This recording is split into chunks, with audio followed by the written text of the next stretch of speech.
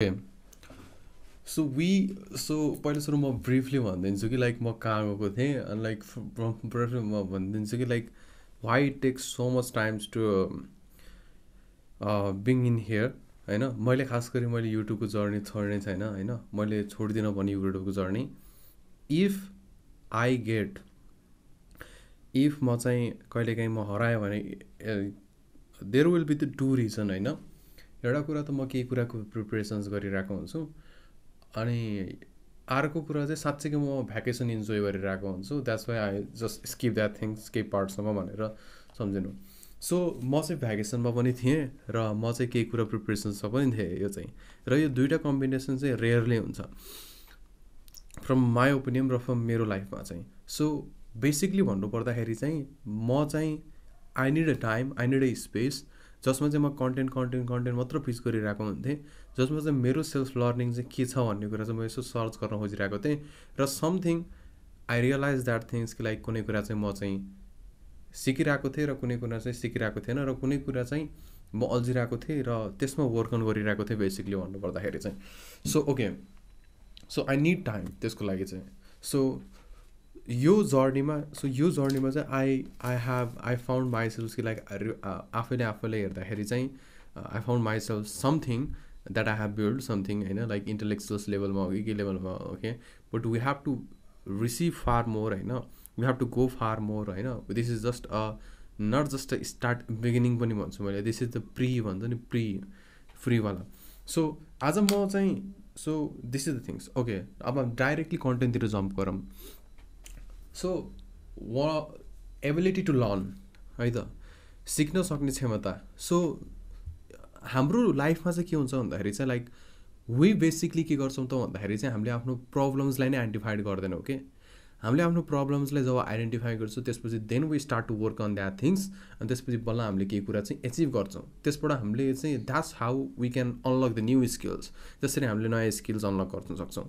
तर ability to learn भन्ने सिक्न सक्ने क्षमता नै हामीसँग के छ त भन्दाखेरि कम छ। लाइक हामी सिक्न सक्ने क्षमता किन हेर्ने त, if you see the famous podcaster, if you see something actor, like famous पनि नभनौँ, if you see the top person कि top who is the actor, top who is podcaster, top who is like singer like Purna Rai भयो अनि अरू कुरा छन्, सुशान्त केसीहरू छन् and like डक्टर्सहरूको लेभलमा, इन्जिनियर्सहरूको लेभलमा, आर्किटेक्चर्सको लेभलमा होइन, एउटा पोडकास्टरको लेभलमा, एउटा फेमस भन्दा पनि एउटा टप लेभलको जुन छ, if you see the all the category होइन, उनीहरूलाई हामीले हेऱ्यौँ भने चाहिँ these are the all the high intellectuals persons के हु लर्न। उनीहरूले आफ्नो सराउन्डिङलाई चाहिँ यसरी ओस्मोसिस गरेर चाहिँ लर्न गरिरहेको छन् के। These are the highly intellectual persons, these are the highly intellectual person who observe the surrounding like osmosis के, उनीहरूले osmosis जस्तो सराउन्डिङ गर्छन्। एन्ड अब यो osmosis भनेको के हो भनेर भन्यो भने चाहिँ लाइक हुन्छ नि, if you can search is like osmosis भनेको के हो भनेर होइन, लाइक साल्ट वाटर हुन्छ, एउटा नर्मल वाटर हुन्छ जसमा चाहिँ एकदमै छिटो त्यो बेरियर हुँदा पनि त्यसले चाहिँ कसरी एब्जर्भ गर्छ भन्ने कुरा हो होइन। सो जति पनि हेर्नुभयो भने they are like highly osmosis कि उनीहरूले यस्तो सराउन्डिङलाई अब्जर्भ गरेर यस्तरी तरिकाले अस्मोसिस गरिरहेको हुन्छ, यस्तरी लर्न गरिरहेको हुन्छ बेरियर हुँदा भने। सो अब हामीलाई चाहिँ के छ भन्दाखेरि चाहिँ if you see our predictor, if you see our like हाम्रो होम कन्ट्रिजमा भएको चाहिँ पिपुलहरू छन्, जो पिपुलहरू छन् है त, दे आर हाइली इन्टेलेक्चुअल्स पर्सनहरू है, they are highly intellectuals, they have grown in the very good environment, even the city environment हुँदा पनि they have something eternal thing के जुन चाहिँ उनीहरूले बिल्डअप गरेको छ। But one of the major thing they don't have उनीहरूले बिल्डै नगरेको चाहिँ भन्नु गएर एउटा बिल्डै नगरेको चाहिँ के कुरा हो भन्दाखेरि चाहिँ उनीहरूले आफ्नो कन्सिस्टेन्सी लेभल चाहिँ उनीहरूले बिल्डअप गरेको हुन्न कि। Like they do some things 2 मन्थको लागि होइन, त्यसपछि फेरि उनीहरूले ग्याप गर्छन् कि। So we need something to do in the डेकेडसम्म के, we need something to do in डेकेडसम्म, बल्ल त्यसको रिटर्न्स बबाल आउँछ कि बल्ल हामीले न्यू स्किल्स अनलक गर्न सक्छौँ। बट मेरै पनि छैन त्यस्तो कुरा चाहिँ होइन, मेरै पनि अझै म कति कुरा सिक्दैछु। सो यहाँ हामीले के भन्न खोजेको भन्दाखेरि चाहिँ हाइली इन्टेलेक्चुअल्स पर्सन्सले चाहिँ अस्मोसिस गरेर चाहिँ सराउन्डिङलाई यस्तो अब्जर्भ गरेर अस्मोसिस गर्छन् र तिनीहरूले लर्न गर्छन् त्यो कुराबाट। र हाम्रो यहाँ प्रब्लम के छ त भन्दाखेरि चाहिँ हामीले हरेक कुरालाई स्किप गरिदिने गर्छौँ। हामीले हरेक कुरालाई स्किप गर्दाखेरि किन स्किप गर्छौँ त भन्ने कुरा आउँदाखेरि चाहिँ because we didn't literally see the value के, हामीले भ्यालु नै सी गर्दैनौँ कि, हामीले भ्यालु नै देख्दैनौँ त्यसमा। र हामीले भ्यालु नै नदेखिसकेपछि त्यसमा हामीले टक्क डाइरेक्टली स्किप गर्छौँ. But if you switch that things, but तिमीहरूले यदि स्विच गर्यो त्यो कुरालाई र स्विच गरेर तिमीले चाहिँ के गर्न खोज्यो त भन्दाखेरि you try to learn the things, you try to found out some things, you try to resonate something, you try to resemble some things. र त्यसमा रिजेम्बल गर्न खोज्दा त्यसपछि तिमीले समथिङ केही फाउन्ड गर्छौ.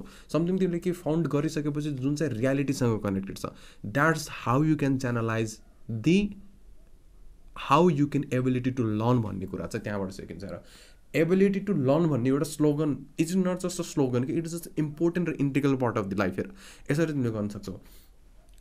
नम्बर 1 थिङ जुन चाहिँ मेरो हजुरबा र हजुरआमाले भन्नुभएको कुरा चाहिँ मैले स्टिल अझै पनि रिमेम्बर गर्छु कि होइन, सिकेको कुरा कहिले पनि खेर जाँदैन भन्नुहुन्छ कि मम्मी ड्याडीले. मेरो मम ड्याडीले नि भन्नुभएको छ, बट ग्रेन्ड फादर र ग्रेन्ड मदरले मलाई यो कुरा चाहिँ भन्नुभएको छ कि सिकेको कुरा कहिले पनि खेर जाँदैन भनेको. त्यो कुरा यो तिम्रो कस्तो हुन्छ त भन्दाखेरि चाहिँ तिमीले सिकेको कुरा चाहिँ तिमीले कतै न कतै त्यो स्ट्रक हुन्छ कि, त्यो स्ट्रक हुन्छ कुनै पनि एङ्गलमा, त्यो स्ट्रक हुन्छ लाइफको होइन, कुनै पनि एउटा सिचुएसनमा स्ट्रक हुन्छ र त्यसले तिमीलाई एउटा प्रपोज दिन्छ, त्यसले तिमीलाई एउटा डिरेक्सन्स दिन्छ कि. सो जब मान्छेले चाहिँ लाइक हुन्छ नि, like I have seen something like people are going from the terrible thing होइन, like they are going from the terrible things, like यस्तो माथि हुन्छ, but they have sit the down. त्यो उनीहरूले आफ्नो बेस लेभलले लाइक सिट गराएको हुन्छन् कि.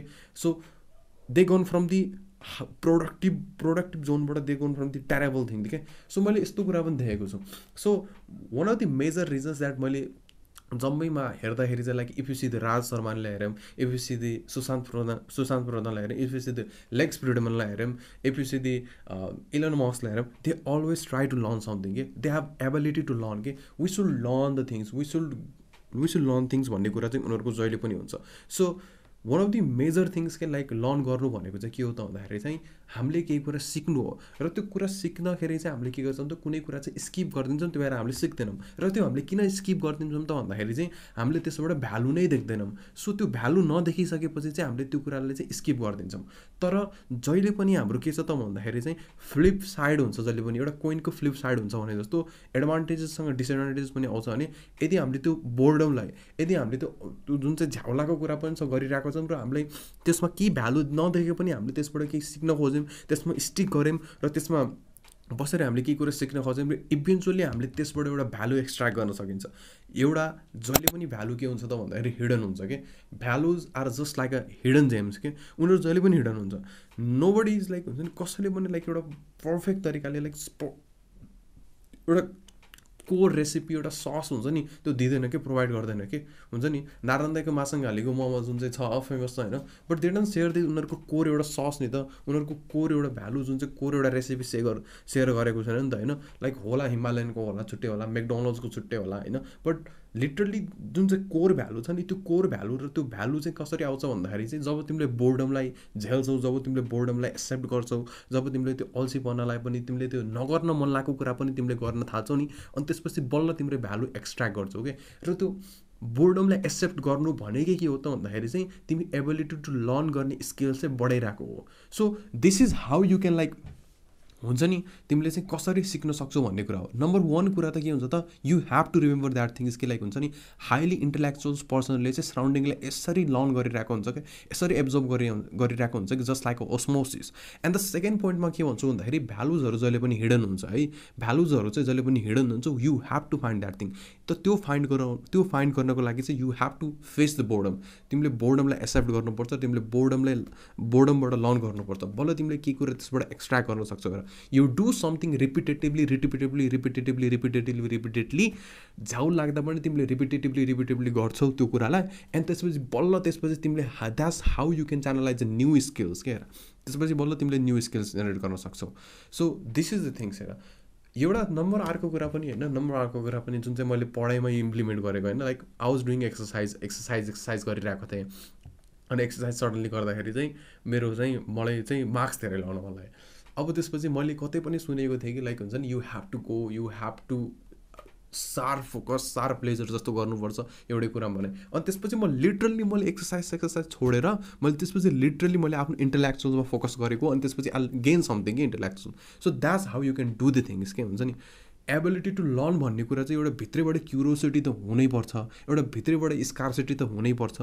पर त्योभन्दा नि कुरो के हो त भन्दाखेरि बोर्डमलाई एक्सेप्ट गर्नु हो। जो मान्छेले बोर्डमलाई एक्सेप्ट गर्छ नि they are far more ahead के। उनीहरू देख्दा नदेख्दा छुट्टै होला, बट उनीहरूले च्यानलाइज गर्छ नगर्छ छुट्टै होला, but they are far ahead के।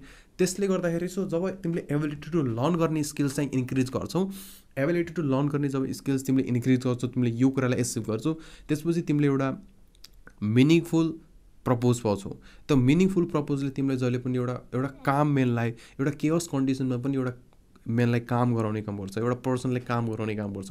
It give some reasonable evidence के, it give some reasonable evidence जसले चाहिँ तिमीले चाहिँ म यो किन गर्ने, why I should do that things, म यो किन गर्ने, म यो किन गर्नुपर्छ भन्ने कुरा चाहिँ त्यतिखेर दिन्छ क्या त्यसले। So this is how you can channelize the ability to learning भन्ने स्किल्स, र एकदम इम्पोर्टेन्ट स्किल्स हो यो कुरा। जुन दिन तिमीले कि लाइक सोच्यो कि लाइक हुन्छ नि मलाई यो कुरा सिक्न मन छैन, मलाई यो कुरा फाइदा छैन, मलाई यो कुरा गर्न मन छैन, that's at that moment you just negative डिरेक्सन्समा गयो कि तिमी, you go from the negative directions के।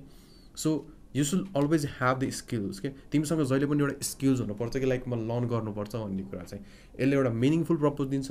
र दिस थिङ्स तपाईँहरूले पनि आफै एकचोटि हेर्नु होइन, it gives some extra amount of energy के।